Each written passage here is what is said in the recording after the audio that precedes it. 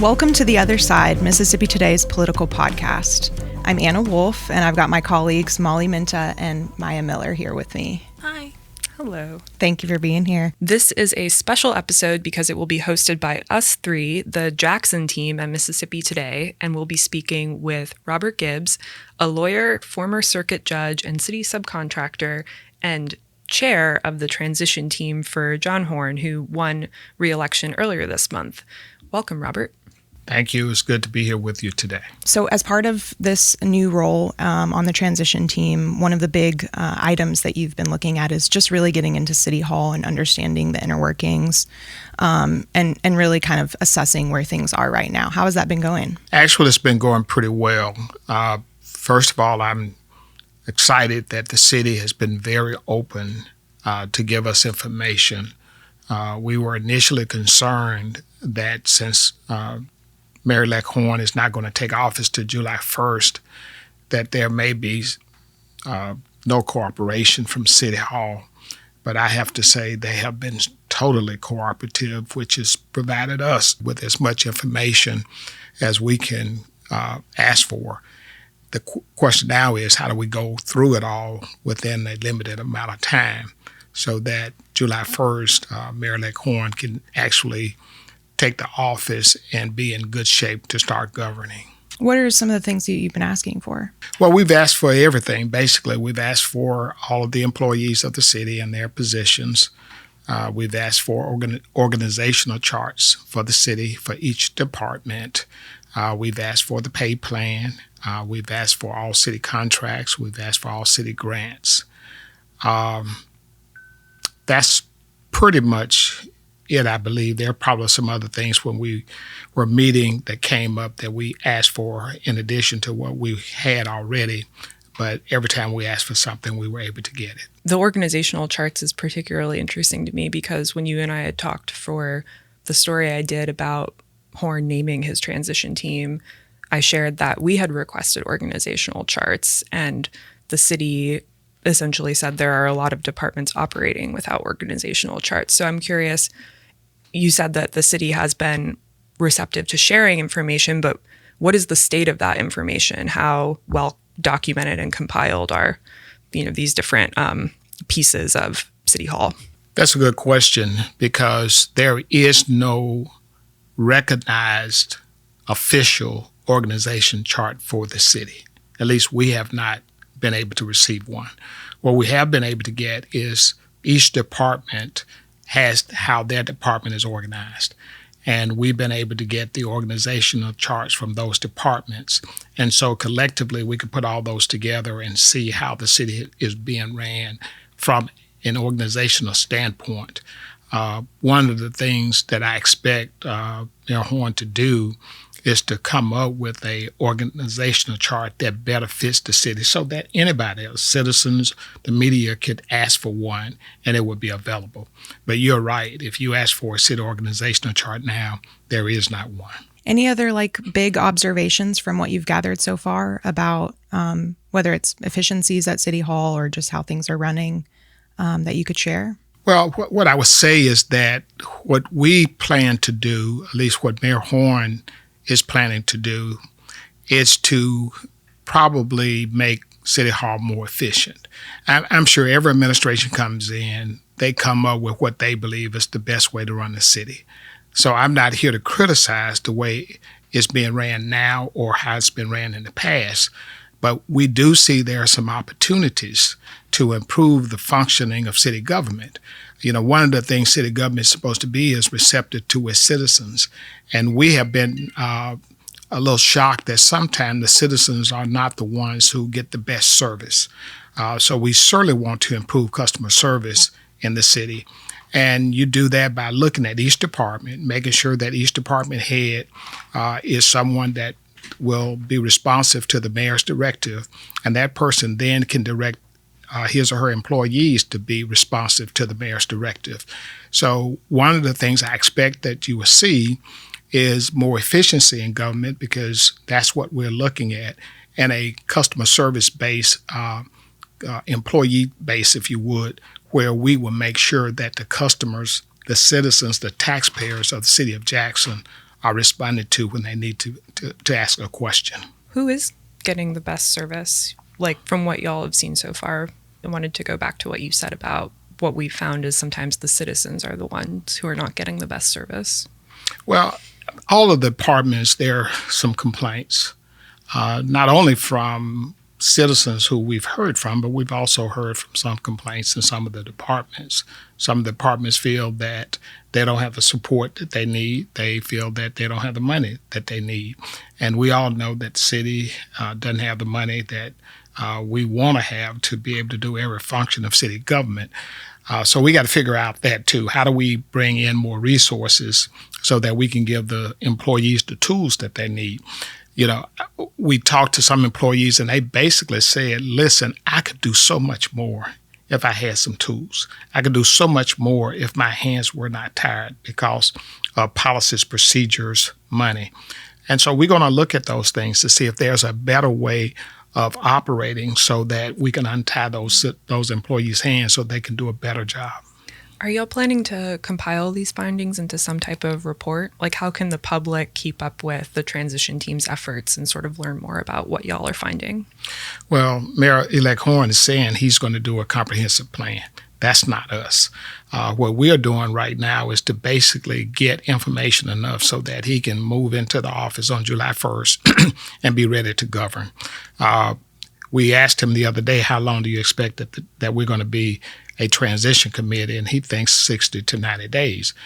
Now, one of the other things is we are putting together committees and task force because there's no way we can do all of the things that needs to be done to answer all of the questions that have that's come up. And so we're organizing task force now. Citizens are calling saying they want to serve. So we're going to try to involve as many citizens in the city on these task force.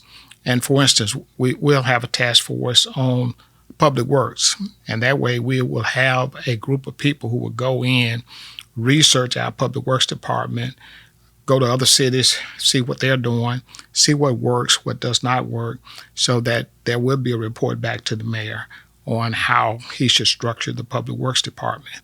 Now, whether that'll be in a comprehensive report that will be released, I don't know. But Mayor Horhn is planning on doing he said he wants to make sure that we're operating with some structure.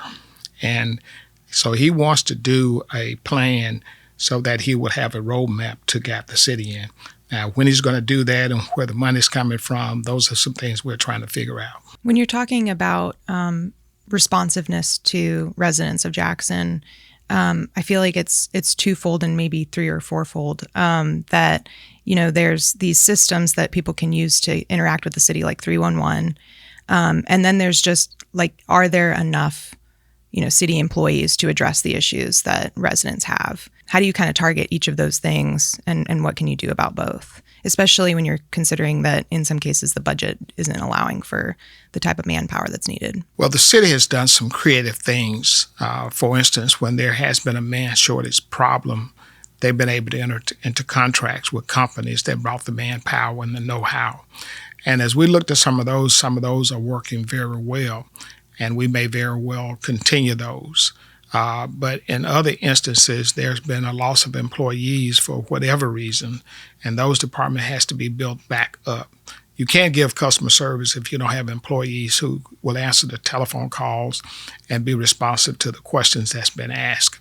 And in some instances, we're told that some of the directors does not make their employees be responsive. We've heard that some employees know they can get away taking a truck, driving it into some deserted area and stay there all day and nobody's going to look for them. What's causing that? We don't have evidence of it. We have heard about it. And it appears that it may be true. But I don't want to sit here and point fingers at someone when I don't have absolute proof. But it's clear sometimes that when a project has been designated to be done, at the end of the day, the project has not been completed. There has to be a reason for that. And you need supervisors in place to make sure that the employees do the job that they are being paid to do. But if an employee can get away with something, they're going to do it. I mean, I've been an employee. I've been an hourly employee. And if I could get off the floor and go hide in the break room and for 15, 20 minutes and nobody looked for me, I may do that. But if you got a boss who's constantly walking around making sure you're doing your job, you're not going to get in that break room. So we're going to have to put some policies and procedures in place, have the correct directors in place to make sure those policies and procedures are carried out. What policies and procedures are y'all finding? And the reason I ask this, and what's been so curious to me about the efforts y'all are doing is it kind of is falling in tandem with, as a new team covering the city, you're getting to answer some of the very questions that we have as journalists about how does City Hall work. And one thing we have been finding and hearing in our reporting is that there are a lot of departments that just don't have policy manuals at all, and the employees are kind of flying blind in terms of implementing their job. Well, what we have found is that the city audit department was, I don't know if it ended or it was terminated a few years ago. So there's no audit department. And what an audit department does is go around and audit each department to make sure that they're doing what they're supposed to do, make sure that there are policies and procedures in place, and make sure those policies and procedures are being adhered to, make sure that the employees have what they need to do their jobs. That audit department was dismantled, I can't remember the exact year, but several years ago. So you don't have an audit department. And that's one of the things we feel that we need to look at seriously to put back in place. Because there's nobody around to go into the departments to see if they're doing what they're supposed to be doing pursuant to their policies and procedures. There are some policies and procedures. We've asked for those, and we have some. But that's another area that probably need to be beefed up some. And then you need an audit department in place to make sure they're carried out. Have y'all found why the audit department was eliminated? We've asked a question, and I don't know if we have a clear answer. Money is always talked about, but I don't have a clear reason why it was not. What are you finding that's actually working pretty well for the city? Well, actually, there's a lot of good things in the city, and I don't want to come here and bash the city. There's some great departments. There's some great department heads, and there's some that's not functioning. For instance, I know we all know that Public Works is not functioning. I mean, that's clear. The Human Resource Department seem to be functioning, but one of the problems is we have a Civil Service Commission that 2 members' terms have expired, and you have a 3-member commission, so they can't meet. And if the Civil Service Commission can't meet when a department director try to discipline or terminate an employee, there's no one there to ultimately make that decision final. So that's a department that needs some attention to. There's others, but what I will say is that you have some departments that we believe are functioning very well, and there's other departments that need some attention. I want to kind of go back to, how you got selected for this role, and even before the election, your interest in this election, why this particular election was important to you. We had reported on the group that you helped form to find a candidate to run against Lumumba. Can you take us through that? First of all, I live in Jackson. I was born in Jackson. I have a house in Jackson. My business is in Jackson. So Jackson is important to me. I've always been political because running for judge, you have to run for that office. And then my son, as you know, is in the Mississippi legislature. My wife is a circuit judge. All of those are political offices. But we all live in the city of Jackson, and Jackson is the capital of the state of Mississippi. And over the last few years, what we always read about and you guys reported on was the number of murders. The crime rate kept going up. People stopped living in the city. People were moving out at a record pace. The roads were in terrible shape. And I know because my car is in the shop right now for a new tire. So infrastructure was bad. We knew all about the water situation that we had in Jackson, and businesses could not perform their businesses because of the constant water shutdowns that we had. And so I'm involved in the community. I'm on a lot of nonprofit boards, and it seemed like everywhere I would go, there was conversations about what are we going to do about Jackson? What are we going to do about Jackson? We need new leadership, but nobody would do anything about it.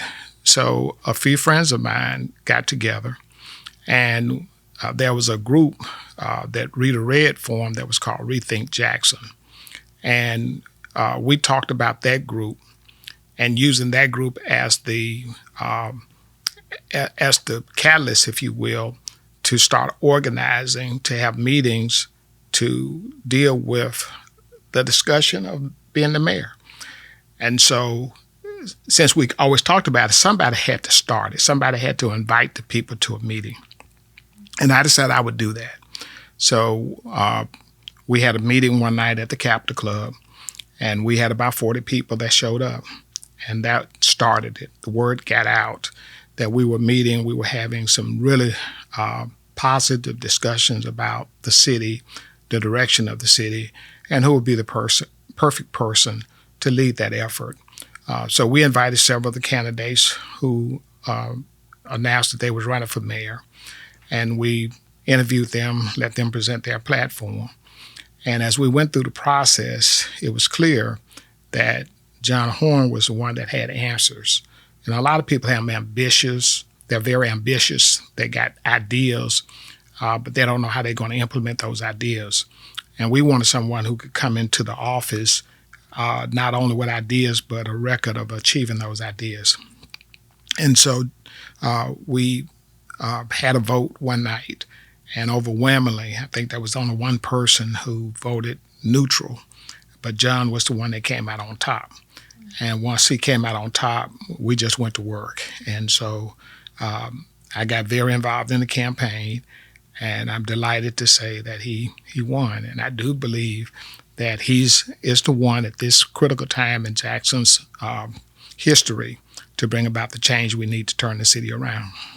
Someone who's more cynical might say that that represents like Jackson business interests getting involved in politics, and that's what that group represented. How would you respond to that? Well, I would respond to the fact that we had more than business people there. We had representatives from every part of this city. The president of the South Jackson Neighborhood Association came to those meetings. People who had 8 to 5 jobs when they got off at 5 o'clock, they came to those meetings. Yes, we had some business people there, but we had everyday people who came to those meetings. People was interested in the future of Jackson, and we wanted to offer them an opportunity to speak. Most time people, they know they want to change, but they don't know how to express it. So this was an opportunity to express it. So I would not agree that this was just a business effort. This was a community effort. And I can give you a list of names of people who were not a business owner who came because they wanted to see a difference. The president of South Jackson complained because their streets were bad. They didn't have a police presence. When he called City Hall, nobody responded. So he felt it was important to come so he could express the concerns about responsiveness for every part of Jackson, not just Northeast Jackson. So we had those conversations in the room. There were several people from West and South Jackson who felt abandoned, and they wanted someone who would be responsive to their concerns. And so when we would talk to some of the candidates, they had ideas, but nobody had done anything. John could come into the room and talk about the Jackson State Parkway, which helped the area that was, really going way down. But it's brought a bright spot to the city of Jackson. So he had things that he could talk about that he had done. Some of the other ones had good ideas, and we listened attentively. But when it came down to someone we felt that Jackson needed at this time, the group decided that it was John Horhn. This may be kind of a silly question, but I want to get at a discussion sort of about relationships. And so I'm curious, why not invite the current mayor to a meeting with this group and sort of say, hey, we, have assembled here and we're interested in the future of this city and prepared to try to back another candidate if possible. How can we work with you to make the city more efficient or responsive to people. And I think I'm curious to ask that because people don't just assemble kind of spontaneously. There are a series of discussions and choices that get made leading up to that moment. And so I'm just sort of, I think, trying to ask about like discussions with the outgoing administration years and years ago about things that needed to be, improved or watched more carefully in the city. Yeah, and why were you sure he needed to be replaced? Yeah. Well, I think I articulated a lot of reasons why, and I can go back over those reasons: the infrastructure, the water, crime, people leaving the city. All of those You think were those were happening. as a result of his administration? In my opinion, yes. The garbage crisis typically doesn't happen when you have administrations and the governing body working together. You didn't have that. So I have an opinion about a lot of things, but this was a group of people, and what we said to the group: who do you want to hear from? What candidate who's offered him or herself to run for office that you want to hear from? And we didn't have anyone in the group who wanted to hear from the current administration. There was also people who was running that we did not want to hear from. You could tell from their campaign, you could tell from their experience that they were not the ones. So I know there was a couple of candidates that said that they didn't get an opportunity to come and speak to the group. That's correct. But that was a decision by the group on who we felt that we needed to talk to based on what they had presented as their platform to be the leader of this city. And Mayor Lumumba was not someone that we wanted to invite. Did folks in this group feel at any point over Mayor Lumumba's past administrations that they had access to his administration? I don't know if that question particularly was asked. Mayor Lumumba and I know each other. I mean, he's a lawyer, I'm a lawyer. We've dealt some things together in the past. We've been involved in cases in the past. And I actually thought the first time he ran, he was going to be the one that's going to be the person that could turn this city around. And Mayor Lumumba and I have each other's cell phone numbers. We've communicated, so I can never say that he was not responsive. I'm a part-time developer, and I'm developing of some property on Livingston Road, and we did have a lot of issues with the city and trying to get that property developed, and it's still not developed. But I will say, when I text the mayor and said, "Mayor, this is holding us up," he got on it and he helped. And when we were at city council meeting, he spoke up in favor of it. So, I mean, he did some great things for the city, but there were just too many negatives that was circulated around his administration. And I think you could tell by the people who voted, they just felt it's time for a change in the city. And so I was one of those that felt it was time for a change. What stands out to me about what you just said is that essentially my takeaway from what you said is that the past several years in Jackson are the result of organizationally, like City Hall as an organization not operating as it should. And that does start from the top, from the administration, but it's also, the city kind of becomes its own like organism that just isn't functioning as it should. Yes. I think that's a good way of explaining it. But I would say also that some of the people that we talked to felt that Mayor Lumumba could be a really good mayor, but there's so many things that a mayor gets to get involved in that takes your eyes off the prize. And sometimes, and one person particularly told us that they just could not get to him to talk to him.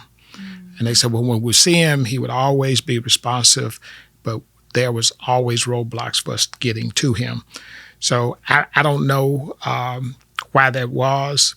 So that's when I'm not here to cast aspersions on this administration. What I'm here to do is to say we have a great opportunity with a new leader in the city that we believe that can bring about a lot of change. And from what we've seen since John got in the election, in particular since he was elected overwhelmingly, that there's just a different vibe in the city. I mean, everywhere I go, people seem to be excited about what can happen. But one of the things John told us the other day, we got to temper this expectation, because you can't come in day one and wave a magic wand and everything change. There's going to be some things you're going to see immediately, but some of the things that has happened over many, many years, and it's going to take some years to get them corrected. But we're going to have a plan in place and hopefully have the right people in place to make those changes. I want to talk about the knowledge that you bring to this transition team, specifically through your experience with the city in the past. From the justice side, you were a judge, circuit judge. You're obviously a practicing lawyer, been doing that for a long time. A businessman, you were a subcontractor on the waste management garbage contract, a developer with Fair Street Group, and sit on multiple boards, philanthropy. And I want to frame this around lessons that you've taken away from your time, working in these areas. Can you kind of just take us through what your experience has been with the city in these ventures and what lessons you've taken away? Well, as I said earlier, I'm from Jackson. Grew up in Vernon Addition, which is not a area of prosperity, but there was a lot of working families, and those families put in their kids the belief that we could become whatever we wanted to be. And I wanted to be a lawyer, and I was blessed enough to be able to be a lawyer.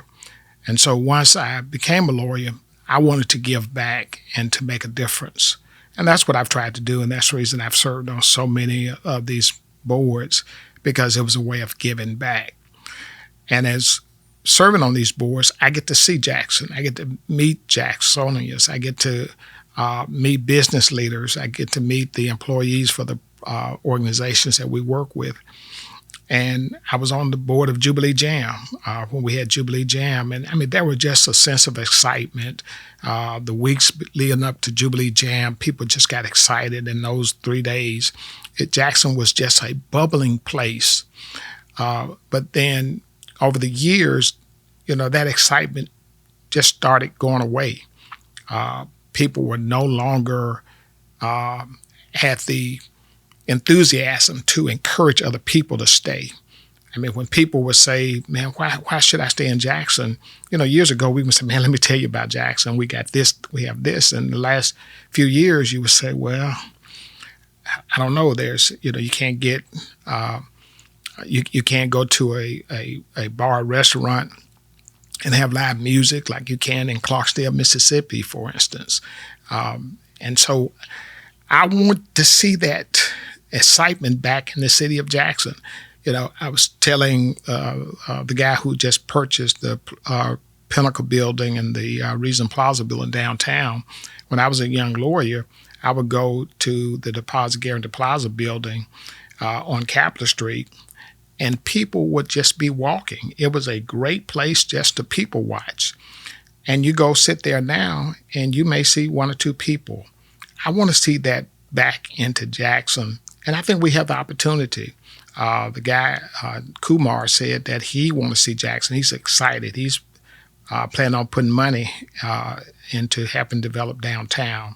Downtown Jackson Partners has a new executive director, Liz Brister. She's excited about downtown, and there's a lot of events that she's put in place to get people excited about the city again.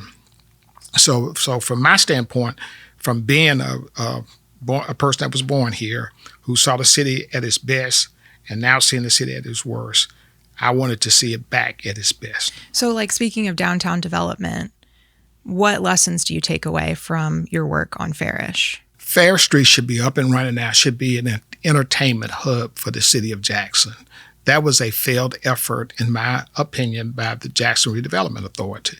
The group I was involved in, we were very, very close to getting the finances we needed to go ahead and get the street developed the way we had planned. Jackson Redevelopment Authority said that we were moving too slowly, which was in their prerogative, and they canceled the lease. Well, there was a lawsuit. It lasted 4 years. Nothing happened. If they would have let us another year, Fair Street would be up and running right now. In my opinion, again, they made the wrong decision. And since then, they have not been able to find the right people to come in and try to take that development on again. I think they have some new ideas now. I'm not privy to what they are. But to me, that was a lost opportunity. And I could tell you a lot of lost opportunity. Yeah. I think that we probably need a whole episode on Parrish. But I just wonder if you feel like this is a recurring pattern and how to interrupt that pattern. Jackson has opportunities. It's hard sometimes for people to come into a community and invest money when they don't see that community being willing to help make that venture successful. We have to turn that around. You go to other cities, Savannah, Little Rock, those cities, Montgomery, similar to our city, and they're bustling with activity. Why can't Jackson?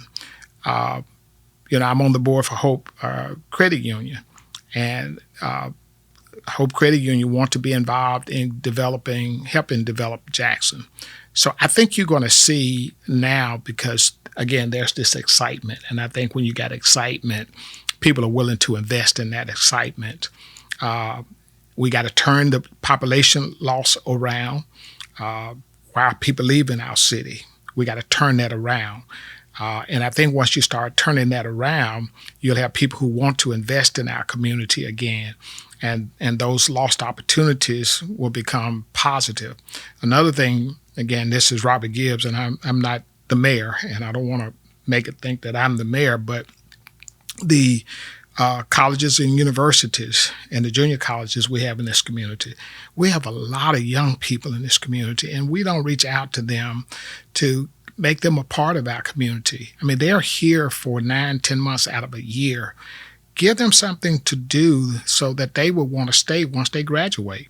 They come to Jackson State, Tougaloo, and they're happy, Millsap, Belhaven, but then they graduate and they leave. That's brain drain that we're losing in this city, and that's something, in my opinion, we could capture again. So those are some things, we're talking about in our transition committee meetings on how do we keep those young people into our community. And then while they're here for those 4 years, give them things to do so they can get off campus and get into the city, spend their money, because they have money, and let's get some of that money. And many of them don't live in the city. They live in apartment complexes in the suburbs, and then they commute. I'm thinking of Jackson State specifically because there's really not student housing around the university. Great economic development opportunity. And that's something that I think you may see some things done. I've actually, in my development role, talked to some people who wanted to do some things around Jackson State so that students will have really great places to live. Those are the opportunities that we can turn this population loss around.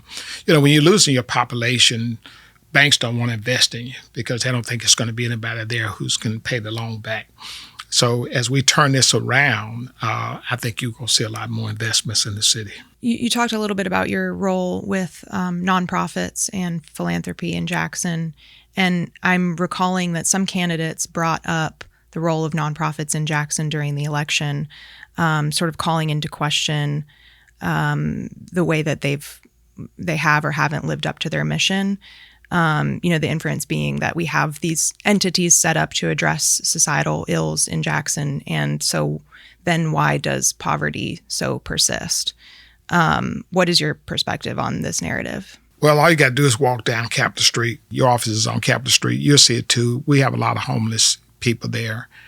And because we have a lot of nonprofits that help homeless and they have a place to go, and it's close to downtown, we've also seen where other communities will get their homeless and bring them to Jackson.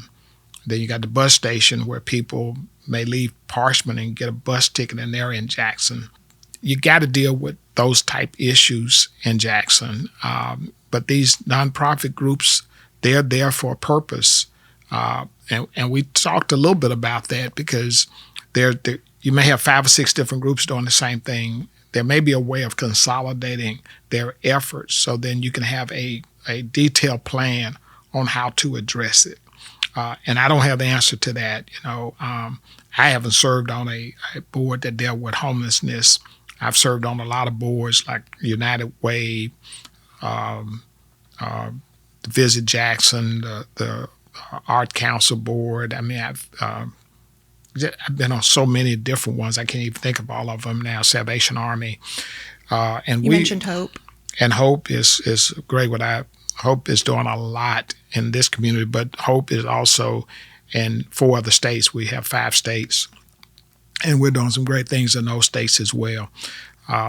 So there's a effort by nonprofits to help the community, which is why I believe in nonprofits having a major role in the city. There's kind of a world that orbits around City Hall, subcontractors, political folks, and nonprofits are part of that too.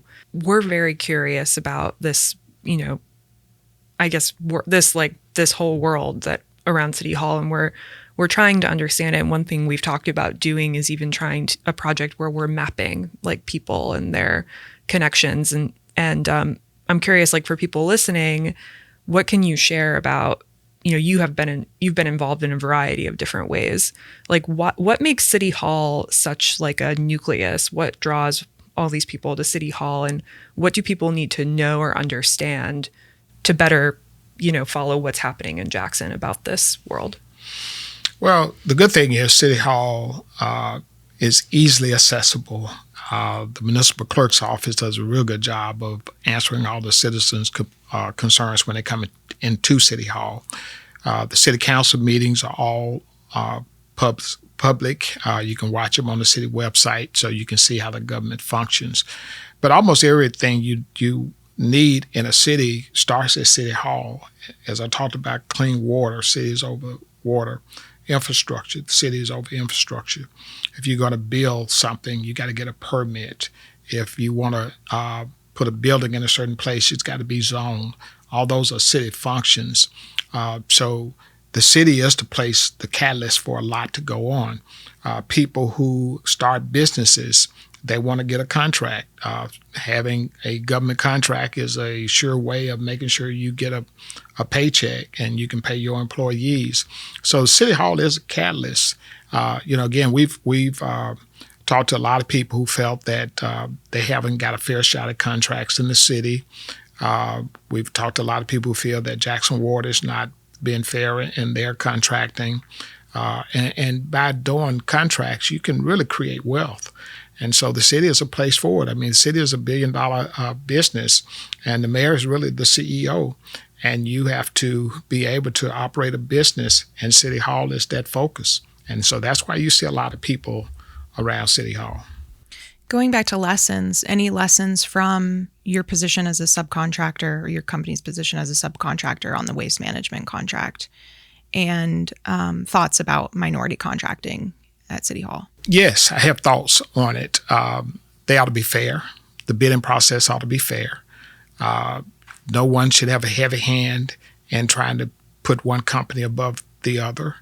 The city should have a minority set-aside program, which the city of Jackson does. A lot of minority companies don't have the funding capacity to get involved.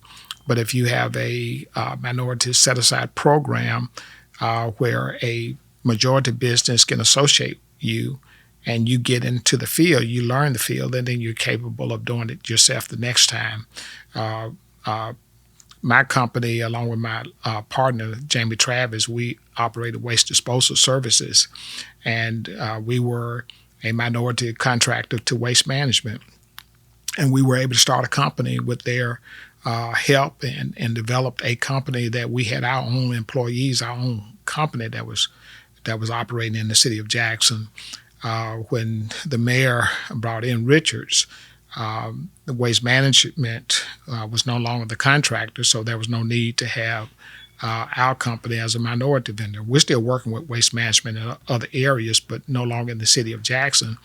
You brought in a minority company, but that minority company is out of New Orleans. So where we were always giving back into the city, we were sponsoring events, we were buying ads and program booklets. Don't see that with Richards because they're not a part of this community. So when you give subcontractors or contractors an opportunity to do business, then they're going to give back to your community because they are part of your community.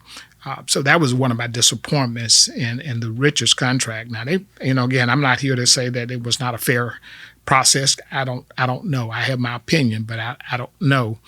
But I do know that before Richards came in, you had a community-based business that was a part of this community and always gave back to this community. If a nonprofit wanted to have a picnic and they needed garbage bags, we provided them.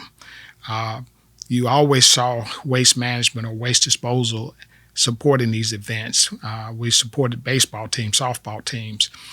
Don't see that with an out-of-town vendor because they don't have a stake in this community.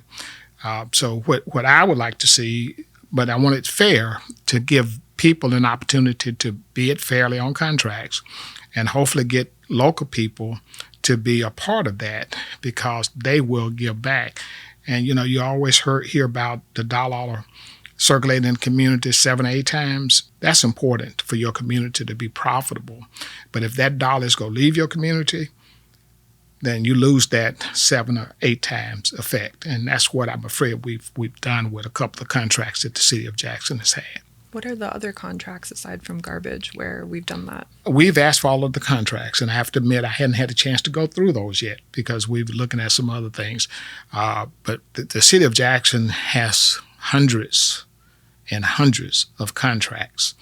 And I don't know what's in those contracts. They have hundreds and hundreds of grants, and we've asked for all of those too. And hopefully, we'll get to going through them. Right now, we're really trying to make sure that July 1st, Mayor Horhn would be able to go into office with a staff around him, with departments that are running. And then we'll get through the contracts and the grants down the road. I'm sure there will be some that we may have some questions about, and I'm sure there are some other ones that are doing a great job. We just don't know yet. What we've heard a lot in our reporting from people consistently, this week I was outside the Plasma Donation Center that's on McDowell and Raymond, talking to folks there, and I met this woman who was driving her son to donate plasma because several years ago he'd gotten into a car accident and just had in several years has not replaced his car. And she was basically telling me, we're going to quote her in the story, we've been asked our opinion many, many, many times, and we don't see anything changing. And so, every time her and I talked about things that are exciting in Jackson, like the, recent, new owner of the part of the Metro Center, she would always bring it back to the person before these new folks didn't do anything. So I'm curious, what would you say to Jacksonians who have lost a lot of faith in our city's institutions, and why should Jacksonians believe that this new administration can accomplish its plans and that it has the ability to do what past administrations haven't?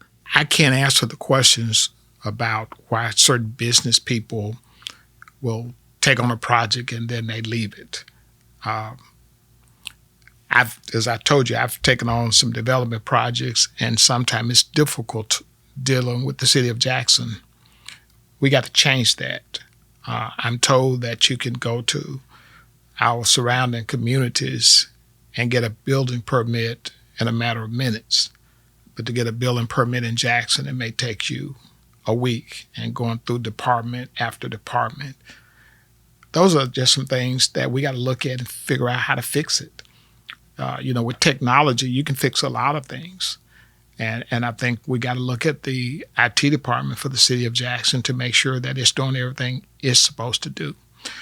I think Jackson, again, this is me, is not at the table a lot of time when there's a lot of opportunities for this community. Every other community has a chamber of commerce. Jackson does not have one. The Economic Development Department in the city of Jackson is not standalone. It's under planning and development. I think it needs to be a standalone department. Again, this is me. I'm not making the decision. I'm not going to be the mayor. But I think you got to go out and fight for opportunities for your city. And then you got to give them the tools that they need. You get JRA, the Jackson Redevelopment Authority, has bonding capacity. You can help a business through that ability. Jackson, we're in the opportunity zones. There's a lot of places in opportunity zone. We have opportunity for new markets tax credit, historic tax credits. You got to take advantage of these opportunities that are out here. And if you don't have someone who's in the economic development department that know about these things and how to utilize them to the best of your ability, then you got to go out and bring in that expertise to do so. What I think you will see in this administration is some concentration on that. Mayor-elect Horhn is an economic developer. That's a great thing for the city to have. He's been involved in developing a lot of projects, and I think he's going to bring that expertise to the city. We've talked about other people who now want to give Jackson an opportunity to develop a business here and take land that, we've been marketing for years that nobody wanted to tackle, but people now are saying, I may tackle that. So I think you got to have a concerted effort. You can't have a economic development department that is not functioning. And you need someone at the table. It's just like when Amazon came here. All of the other communities had somebody at the table. I don't believe Jackson did. Because we don't have a chamber, we didn't have an effective economic development. I believe when you start asking these developers to come into your community and you give them reasons why they should come, I think they will come. So we just got to be a welcoming city.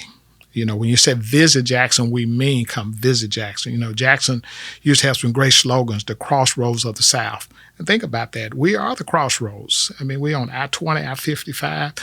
You're 3 hours from Mobile, you're 3 hours from New Orleans, you're 3 hours from Memphis.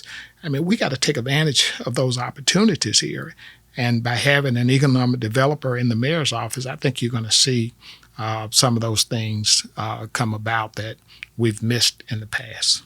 I appreciate that you were honest about the fact that things aren't going to change overnight. What will be the markers of success that we can look for that will show us whether John Horhn is doing the job or not? This is me and some of the things we've talked about. We got to clean up the city. I think that's something we can do, in 30 days if you ask everybody to chip in. Let's clean up the city. Let's cut these trees that overhang in communities, this vegetation that blocks the intersection and you can't see a stop sign. Let's fix the traffic lights. Let's fix potholes. If somebody report a pothole, let's get that pothole repaired within 72 hours. I think if people see basic services restored, their confidence that we go do the bigger projects will happen. But those are some things we can tackle. Now, what I don't know is, do we have the tools to do it? I don't know about the equipment that the city has. Do we have the mowers, the tree cutters? Do we have those things? I don't know that. But we are going to look to find the equipments and things that the city of Jackson has. But I think it's going to be something we're going to have to ask the community to buy in and help us. If you go down Terry Road in Jackson, it's just terrible.